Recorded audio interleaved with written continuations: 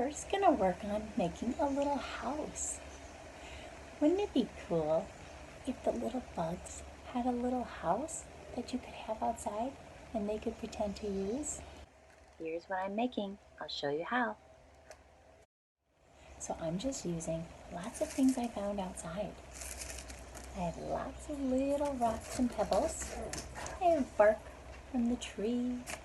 I have lots of sticks and twigs, pine needles, clover, whatever you can find. And if you don't have a yard or a place where you could find this stuff, you don't have to use that. Use whatever you have. You could use some bird seed if you have that. You could use some pieces of cereal, or if you had craft sticks, or just rolled up paper. But I'll show you how easy it is with the things that I have. Okay, here we go. Hey friends, I chose the oatmeal container and I wanted to make it look like a log. So I decided to paint it all this light gray color. A paper birch tree is kind of this color, and then it has some stripes in it. So I'm going to add some stripes. So if you want to draw the stripes on, you see this log here where it has stripes and some big wide ones and some little marks, little lines.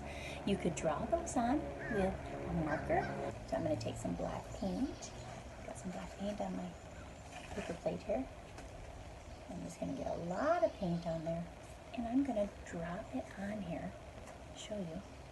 And I'm just going to make some big dots, and you can see it's not spread out, it's still kind of wet. Then I'm going to take a piece of toilet paper tube, I'm going to cut it in half, and then I'll cut it in half again. You can make it the size you want to be able to hold on to it. So I made it a size that I can hang on to, and then I'm going to drag the paint with this. Watch.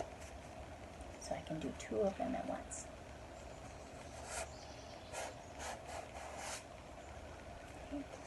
Okay, again. Ooh, that one made a long one. Some of it depends on how much paint you have on there. But now I still have paint on here, so I can go around and I can use this as my paintbrush. What do you think, friends? Looks kind of cool. So now I'm going to do this side. I add some more to that side. You make your kind of tree, or just make it all one color, or your favorite colors.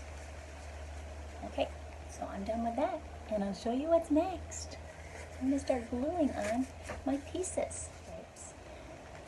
And I just rounded off the top, made it a rainbow shape at the top.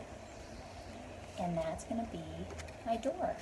I'm going to glue that on, and before I do that, I can decorate it. I could put a doorknob on it. I could write my name on it. I could make a little sign on there. Or I could just glue that on and then put things around it. You can see I took the pine needles because it kind of curved around, so I put that on top of where the door was. I put some rocks up the sides of the door. I put some bark in the middle, a rock on top of that, and I took a leaf from the clover that's heart-shaped and put that there too. You could even turn it into a vase if you wanted to. If you wanted to put a vase inside this and then have some flowers sticking out, or if you wanted to use this to collect things that you find outside, different kinds of rocks and things, this could be your little outside nature treasure chest.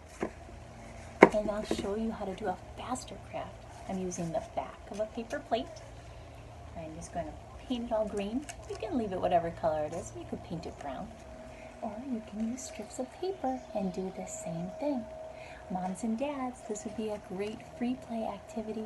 Just give them lots of different sticks or shapes of paper and let them create something that they see in nature. All right, I'm going to get this all green, and then I'll show you how you can make one just on some cardboard or a paper plate. Okay, my plate is all dry, so I'm going to show you how I put some things that I found together to make a little house on it. And I'm using a hot glue gun. This is for moms and dads to use only, but you can use any glue that you have. And sticks are great because you can just break them into whatever size you want. So I took a bunch of bigger sticks that I had, and I just decided what size I wanted, and then I broke it into a piece that I wanted to use. All right, let's speed this up so you can see that I just kept gluing and gluing and gluing until I had the shape I wanted for my little house. Now I'm going to put some bark at the top. I have this really cool piece of bark that I'm going to add here before I put the roof on. Looking good. And I have this stick that has all the little twigs coming off the side of it. And I'm going to put that right next to the house like it's a big tree. Which is cool because this is part of a tree. Now I'm going to put some leaves on it.